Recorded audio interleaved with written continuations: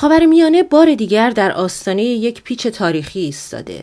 حدود 3 ماه از بازگشت ترامپ به کاخ سفید می‌گذرد و حالا رئیس جمهوری که روزی وعده فشار حداکثری علیه جمهوری اسلامی را میداد، میگوید در آستانه اعلام یک خبر بسیار بسیار مثبت درباره خاورمیانه است. اما این خبر چیست و مهمتر از آن چه چیزی پشت پرده جریان دارد؟ پیش از سفر به خاورمیانه که در جریان آن به عربستان سعودی، قطر و امارات متحده می رویم، احتمالاً بیانیه بسیار بسیار مهمی خواهیم داشت. یکی از بزرگترین بیانیه ها، من الان نمی گویم که در چه مورد است، اما بسیار مثبت است. من معمولاً نمی گویم چیزی مثبت یا منفی است، اما این یکی را نمی توانم کتمان کنم. واقعاً مثبت است. و این بیانیه را در پنجشنبه، جمعه و یا دوشنبه پیش از عزیمت اعلام می کنیم. اما این بیانیه یکی از مهمترین هایی است که طی سالهای گذشته در مورد موضوعی خاص اعلام شده است. برخی میگویند این خبر دیدار ترامپ با مسئول پزشکیان در این سفر است. اتفاقی که اگر رخ بدهد به معنای خیانت ترامپ به مردم ایران و مخالفان جمهوری اسلامی و انعقاد توافقی است که کمتر کسی احتمال آن را میداد. این را صدا و سیمای جمهوری اسلامی که به خون ترامپ تشنه بوده اعلام کرده و از زبان یک مهمان برنامه این تابوی مستحکم رژیم را شکسته است. پیش‌فرض‌های توافق اولیه با ایران خواهد بودش. این احتمال وجود داره که در واقع تیم مذاکره کننده آمریکایی با تیم مذاکره کننده ایرانی به توافق ضمنی اولیه رسیدن.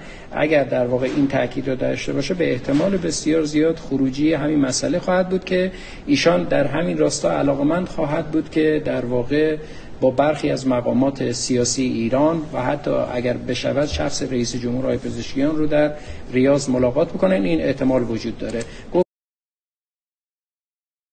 وقتی در صدا و سیمای جمهوری اسلامی که تحت اداره به اصطلاح تندروهای حکومتی است، موضوع ملاقات ترامپ قاتل سلیمانی با پزشکیان مطرح می شود، یعنی اتفاقات بسیاری در ماه‌های گذشته پشت پرده سیاست رخ داده و حالا قرار است مردم از بعضی از آنها آگاه شوند. آن هم به شکلی که گویا نتیجه همین چند روز است. در ساعت‌های گذشته جهان شاهد حملات سنگین اسرائیل به مواضع حوثی‌ها بوده. حوثی‌ها 2 روز پیش فرودگاه بنگوریون را با موشک زدند و این حملات در تلافی آن حمله است. اسرائیل به اهداف مختلفی در یمن حملات بسیار شدیدی کرده، از جمله فرودگاه صنعا، و چنان این فرودگاه را زده که عملاً این فرودگاه از عملیاتی بودن خارج شده و دیگر قابل استفاده نیست. يا الله بابا تدخل تحت الجسر، تدخل تحت الجسر شظايا تدخل ريح بس يا الله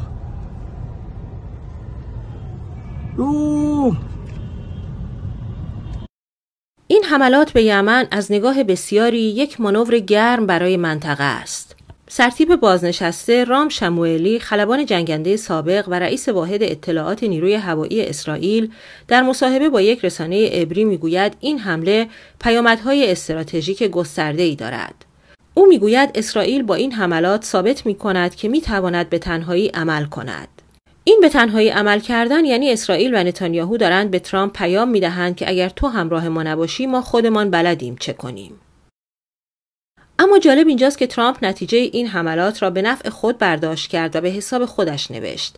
او گفت حوثی‌ها پرچم سفید بالا بردند و اعلام کردند که دیگر به کشتی‌های ما حمله نمی‌کنند. در مقابل ما هم بمباران آنها را متوقف کردیم. آنها تسلیم شدند.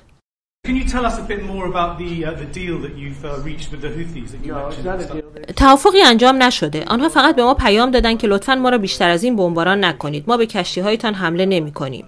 این را از کجا شنیدید؟ مهم نیست از کجا شنیدم، از یک منبع خیلی خیلی خوب. ساعتی از این اعلام ترامپ نگذشته بود که سخنگوی انصارالله درباره توقف حملات به کشتی‌ها در دریای سرخ گفت اظهارات ترامپ دقیق نیست. خیلی ها از این حرفهای او اینطور برداشت کردند که احتمالاً حوثی‌ها قبول کردند که به کشتی‌های آمریکایی یا بین‌المللی حمله نکنند، ولی حملاتشان به اسرائیل ادامه خواهد داشت.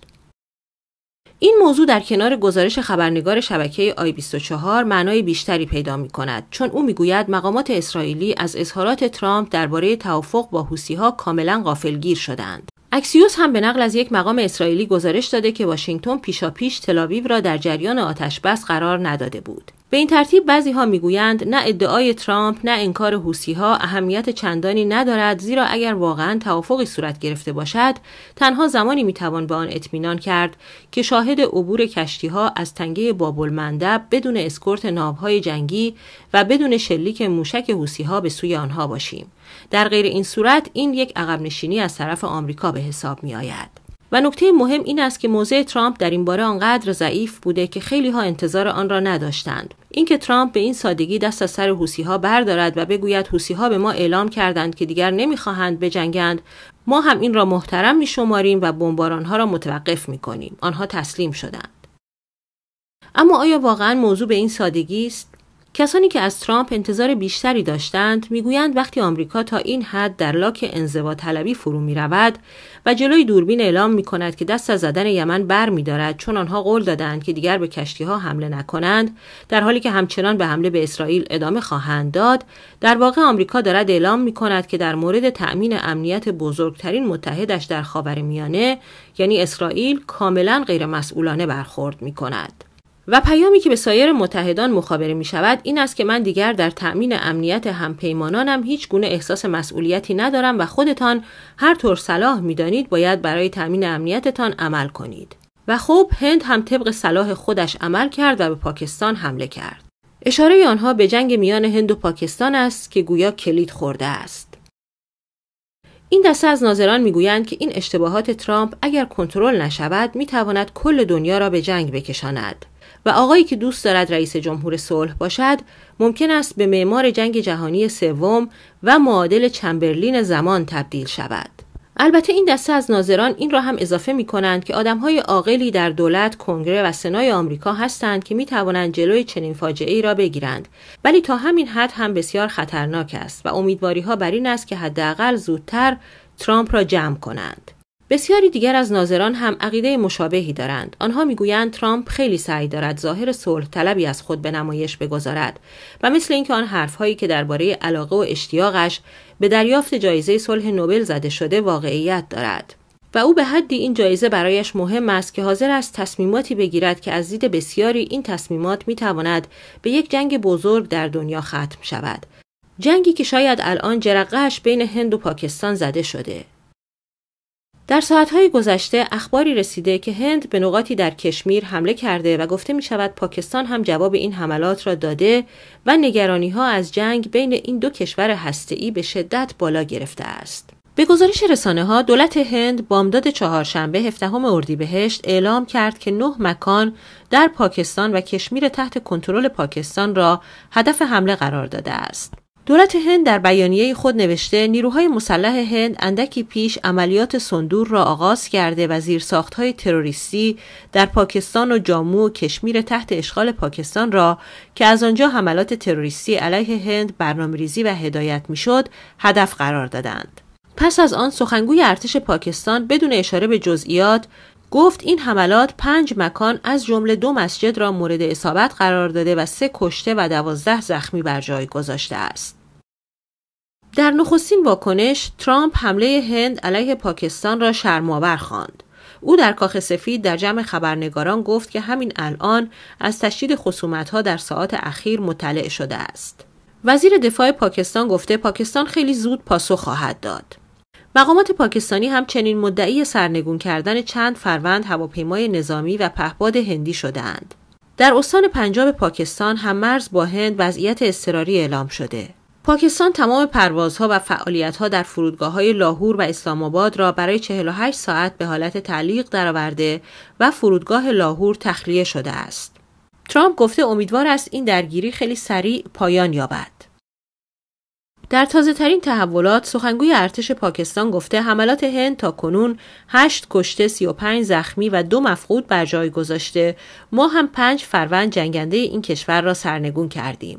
تلویزیون پاکستان به نقل از یک منبع نظامی گزارش داده که یک گردان پیاده نظام ارتش هند منهدم شده. حالا بسیاری ترامپ را دیگر آن رئیس جمهور مقتدر و با صلابتی نمی‌بینند که تصور می‌کردند با آمدنش به کاخ سفید همه دشمنان آمریکا و اسرائیل از ترس دشمنیشان را غلاف می‌کنند و سر جایشان می‌نشینند. شاید همه چیز تقریباً از جایی شروع شد که ترامپ حماس را تهدید کرد که اگر گروگانها را تا یک روز شنبه‌ای آزاد نکند جهنم به پا می‌کند. اما شنبه‌های زیادی گذشت و حماس گروگانها را آزاد نکرد و ترامپ هم هیچ جهنمی برپا نکرد. بعد از آن هم ترامپ همینطور به تهدید کردن ادامه داد و کم کم هیچ کس دیگر روی تهدیدهایش حساب نکرد. زلنسکی در برابرش ایستاد، پوتین هم همینطور. جمهوری اسلامی هم آنطور که انتظار میرفت بلافاصله تسلیم نشد، با وجود اینکه میگویند تحت فشارهای بسیار زیادی قرار دارد. و حالا هم حوثی‌ها بلافاصله بعد از اینکه ترامپ گفت تسلیم شدند اعلام کردند که نه، ما حملاتمان را به اسرائیل ادامه خواهیم داد. مجله اکونومیست به نقل از یک مقام رسمی نوشته که ترامپ در نامه‌ای که به خامنه‌ای فرستاده او را به فارسی عزیزم خطاب کرده. این مقام آمریکایی توضیح بیشتری درباره این نامه نداده. با این حال اکونومیست میگوید بخش‌هایی از این نامه با هدف به رسمیت شناختن علی خامنه‌ای در سطح بین‌المللی و آرام کردن زمزمه‌های تغییر رژیم نوشته شده است. ترامپ هم خود اعلام کرده بود که نامه‌ای به رهبر جمهوری اسلامی نوشته و اعلام کرده که می‌خواهد با او مذاکره کند. مذاکراتی که آغاز شد و ادامه دارد و جواب جمهوری اسلامی به همان نامه محسوب می‌شود. در تحلیل این ماجرا شاید بشود گفت که ترامپ این حرفها را به این منظور زده که اعتماد جلب کند و جمهوری اسلامی را پای میز مذاکره بیاورد و به تدریج از آن امتیاز بگیرد. اما از یک جهت دیگر این مسئله یادآور خدمات تاریخی آمریکایی‌ها به جمهوری اسلامی هم هست. خدماتی که آنها در جریان انقلاب 57 به خمینی و یارانش کردند و اصولاً بسیاری معتقدند که شکل گرفتن جمهوری اسلامی بدون کمک آمریکا ممکن نبود. این موضوع در حدی جدی است که حسین علی منتظری قائم مقام پیشین روح الله خمینی صراحتاً اعتراف کرد و گفت در ماجرای گروگانها من به خمینی گفتم که کارتر خیلی به گردن ما حق دارد و اگر او نبود انقلاب ما پیروز نمی‌شد. پس بیا گروگانها را آزاد کنیم و اذیتش نکنیم. یه وقتم یادمه که این گروگانها طول کشیده بود، من رفتم خدمت مرحوم آیت الله خمینی، بهشون عرض کردم آقا این اشغال سفارت طول کشیده و اینجور هم نمونه، اونام شاخونه میکشن و بجاست که تا مادامی که کارتر سر کار هست این امتیاز رو ایران به کارتر بده، برای اینکه انقلاب ما پیروزیش تقریباً به واسطه این بود که جو را کارتر مساعد کرد. این امتیاز رو به عقیده من جاش از دولت ایران به کارتر بده و گروگانها رو آزاد کنه. دست حمایت آمریکا در شکلگیری انقلاب 57 و پیروزی آن و تأسیس جمهوری اسلامی به حدی واضح و روشن است که در بین خودی‌ها این موضوع کاملاً جا افتاده و تایید شده است. یکی از نمونه‌های جالب جایی است که از زبان عیسی کلانتری اینطور در می‌رود که خمینی فرزند ناخلف آمریکا بود، یعنی فرزندش بود ولی بعد چموشی و سرکشی کرد. یعنی آمریکا پشت شاه را خالی کرد، خمینی را آورد، جمهوری اسلامی را درست کرد، اما خمینی به آن عهد و پیمان احتمالی که با آمریکا داشت چندان وفادار نماند و فرزند ناخلفی برای آن شد. خالی کردن پشت شاه در خارج از کشور عامل سقوط رژیم پهلوی شد. یعنی فکر می‌کنید که بین امریکایی‌ها و امام مذاکره صورت گرفت؟ نمیدونم، من خبر ندارم، چون شاید به این صورت بشه راحت‌تر گفت که حضرت امام فرزند ناخلفی برای اونا بود. اونا پشت شاه رو خالی کردن و از این فرصت هم انقلابی‌ها با فرماندهی امام با رهبریت امام از فرصت حداکثر استفاده کردن. بسیاری تصور می‌کردند که ترامپ برخلاف رؤسای جمهور دموکرات آمریکا با جمهوری اسلامی مماشات و سازش نخواهد کرد. اما حالا گویا او از پاپ هم کاتولیک‌تر شده و از دموکرات‌ها هم با جمهوری اسلامی مهربان‌تر.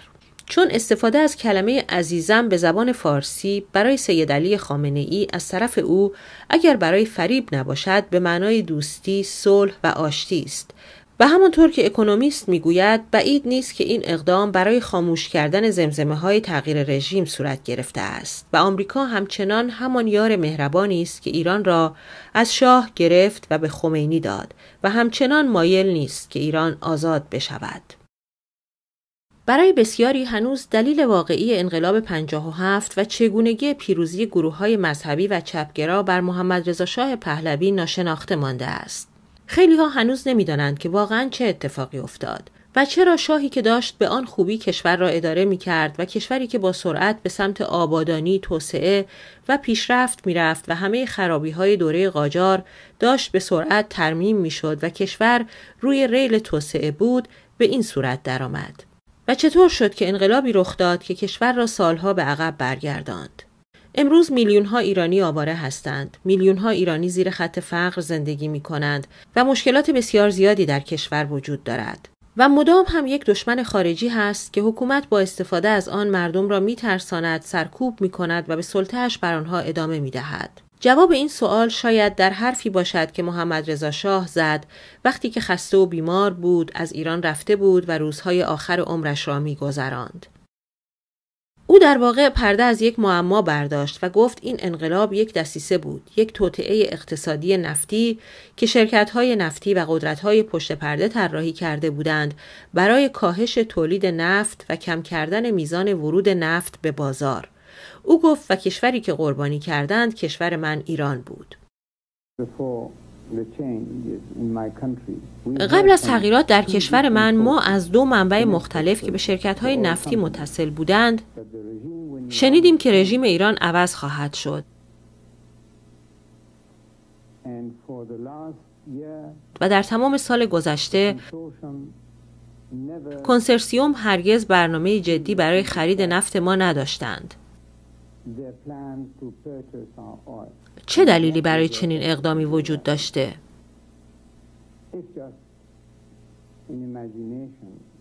ما تصور می‌کنیم برنامه‌ای وجود داشته که باید نفت کمتری برای فروش در بازارهای دنیا وجود داشته باشد تا قیمت نفت در بازارها بالا برود. یک کشور باید برای این منظور وجود می داشت تا قربانی شود.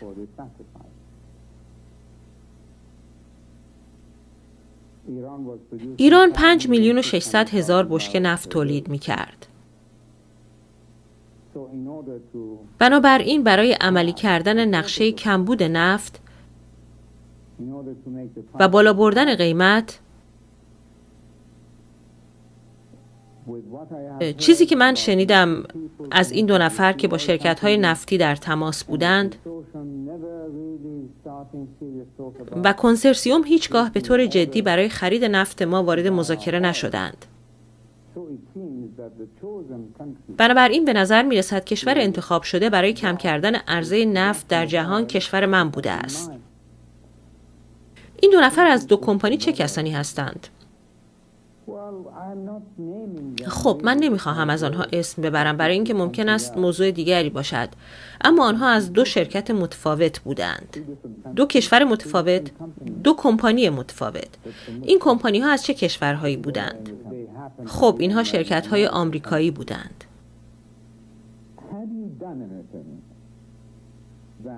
شما چه کرده بودید که دلیلی برای کنسرسیوم نفتی باشد تا آنها از شما عصبانی باشند؟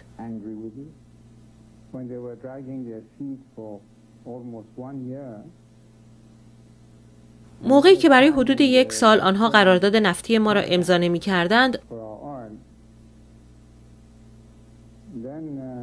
آن موقع من از خودم این سوال را کردم. این افرادی که مشتاقانه نفت ما را سفارش می‌دادند، چگونه است که اکنون بی علاقه هستند؟ بنابراین شما فکر می‌کنید موقعی که آنها به شما پیشنهاد کردند که کمتر تولید کنید، نه برای این بود که نفت شما تمام می‌شد یا به خاطر منافع شما، بلکه برای سود خودشان بود. تا آن حد بله. برای تکمیل این پازل باید به یک نکته دیگر توجه کرد، اینکه جمهوری اسلامی با وجود اینکه خودش حکومت دست نشانده آمریکاست و به قول عیسی کلانتری فرزند ناخلف آمریکاست، همیشه ادعا می‌کند که آمریکا حامی تروریست هاست و با اطمینان هم این را می‌گوید. این اطمینان از کجا می‌آید؟ شاید یک دلیلش این باشد که آمریکا جمهوری اسلامی را هم حمایت می‌کند. و دلیل دیگر حرف‌هایی است که مثلا خود ترامپ زده درباره اینکه اوباما داعش را به وجود آورد یا هیلاری کلینتون گفته که ما داعش را ساختیم برای یک سری اهداف.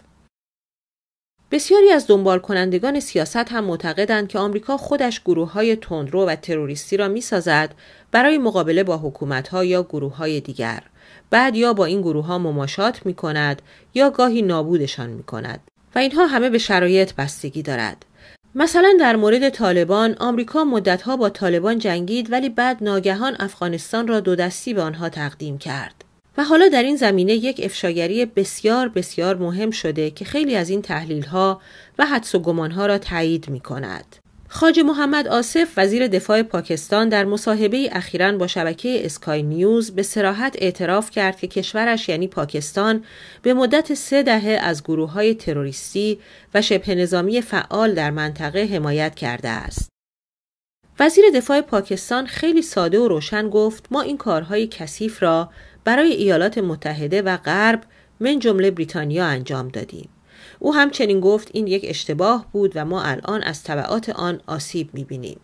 این اظهارات بی‌سابقه در حالی بیان شد که برای سالها مقامات رسمی پاکستان همیشه اتهامات مربوط به حمایت از تروریسم را رد کرده بودند. اما حالا اظهارات آصف نه تنها تایید می‌کند که پاکستان نقش کلیدی در تجهیز، آموزش و پشتیبانی از گروه‌هایی مثل طالبان، القاعده و دیگر گروه‌های تندرو داشته، بلکه همچنین پرده از همکاری تنگاتنگ غرب با این پروژه‌های کثیف به گفته او برمی‌دارد. بعد اوضاع آرام شد و حالا دوباره همان ماجرا تکرار می‌شود. اما شما قبول دارید آقا که پاکستان سابقه طولانی در حمایت، پشتیبانی، آموزش و تأمین مالی این سازمان‌های تروریستی داشته است؟ خب ما حدود 3 دهه این کارهای کثیف را برای ایالات متحده انجام دادیم. می‌دانی و همچنین برای غرب از جمله بریتانیا. پس این استدلال شماست که حتی با وجود نه این یک اشتباه بود و ما از آن آسیب دیدیم و به همین خاطر هم شما الان این سوال را از من میپرسید. اگر ما وارد جنگ علیه اتحاد جماهیر شوروی نشده بودیم و بعدتر هم وارد جنگ بعد از 11 سپتامبر نمی شدیم، سابقه پاکستان میدانی اینطور نبود که خب سابقه بی‌نقصی باشد. بر این اساس و با توجه به اینکه در صدا و سیمای جمهوری اسلامی اعلام شده که ترامپ و پزشکیان با هم در ریاض دیدار خواهند کرد، این سوال مطرح می شود که آیا می توان گفت مأموریت جمهوری اسلامی برای آمریکا در یک شکلش به پایان رسیده و در یک شکل دیگر دارد آغاز می شود؟ و اینکه آنها اینقدر سریع دست دوستی به همدیگر می‌دهند با آن همه شعار و با آن همه هزینه‌ای که آمریکا ستیزی برای مردم ایران داشت، این یعنی آیا جمهوری اسلامی به پایان مأموریت خود رسیده است؟ در این صورت از این پس شکل جدید آن چگونه خواهد بود؟ آیا همچنان می‌خواهند همین حکومت را نگه دارند و آمریکایی‌ها آن را مدیریت کنند؟ یا در نهایت هدفشان این است که رژیم را تغییر بدهند؟ اینها همه سوالاتی است که از این پس مطرح خواهد شد و پاسخ آنها هر چه باشد در حال حاضر به نظر می رسد که اوضاع برای ایران چندان خوب نیست، چون یک خبر خیانتبار دیگر هم رسیده و آن اینکه بعضی‌ها گفتند خبر خوب ترامپ در واقع برای عربستان است. خبرگزاری آسوشیتد پرس گزارش داده که ترامپ قصد دارد از این به بعد خلیج فارس را خلیج عربی بنامد. 2 مقام آمریکایی که نخواستند نامشان فاش شود به این خبرگزاری گفتند که ترامپ در سفر هفته آیندهش به عربستان سعودی قصد دارد اعلام کند که ایالات متحده از این پس خلیج فارس را خلیج عربی یا خلیج عربستان خواهد نامید.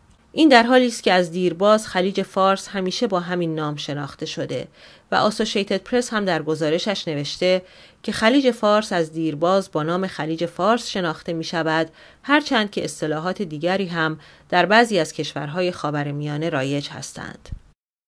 و با این حساب اگر ترامپ این کار را بکند به نظر می رسد که محبوبیتش در میان مردم ایران به طور کامل به پایان خواهد رسید، چون او هم جمهوری اسلامی را حفظ کرده، هم نام خلیج فارس را تغییر داده. اما همه اینها فعلا حدس و گمان هستند و هنوز معلوم نیست که آیا آن خبر خوب او واقعا ملاقات با پزشکیان است، توافق با جمهوری اسلامی است یا درباره خلیج فارس و یا موضوعی دیگر. هیچ کس نمیتواند فعلا دقیق بگوید. چون در کنار همه اینها او همچنان با لحنی تهدیدآمیز با جمهوری اسلامی صحبت می‌کند.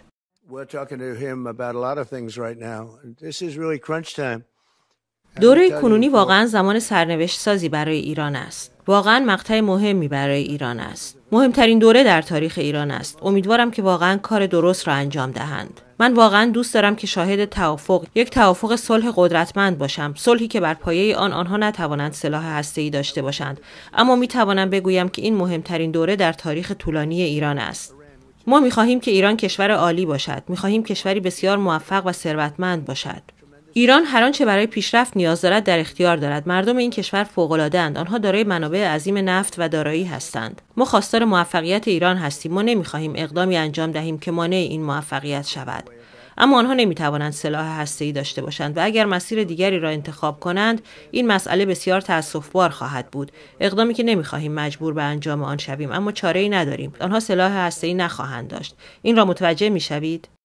در نهایت در میان این همه سردرگمی و لحن دو پهلوی ترامپ شاید بهترین جمع‌بندی را یکی از کاربران ایرانی داشته که میگوید به ترامپ نباید امید بست. مردم ایران اگر آزادی میخواهند خودشان باید آن را به دست بیاورند. این کاربر نوشته ترامپ دروغ و ما. حوثی‌ها گفتند ترامپ دروغ میگوید، گفتند هیچ توافقی با او نشده، حملات ادامه دارد. این فقط یک خبر درباره یمن نیست، یک پیام روشن برای همه ماست. ترامپ مثل هر رئیس جمهور آمریکا دنبال حقیقت یا عدالت نیست، دنبال معامله است. ترامپ قابل اعتماد نیست. چرا؟ چون ترامپ یک معامله‌گر است، نه یک استراتژیست. برای او هیچ اصل ثابت، هیچ ارزش ماندگار وجود ندارد جز سود لحظه‌ای. امروز شعار آزادی می‌دهد، فردا معامله‌ای می‌کند و شما را زیر چرخ معامله‌اش رها می‌کند. ترامپ از دسته انزواطلبان است، نه مداخله‌گران. نه مثل بوش پدر به جنگ برای نظم جهانی باور دارد، نه مثل نومحافظه‌کاران به صدور دموکراسی. او می‌خواهد تعهدات آمریکا را کم کند، سریع سود کند، زود عقب نشینی کند. پس این توهم خطرناک است که کلید آزادی ایران در جیب ترامپ باشد. نه او، نه بایدن، نه هیچ رئیس جمهور آمریکا برای آزادی ایران نمی آیند. اگر هم روزی به ما کمک کنند برای منافع خودشان است، نه آرمان ما.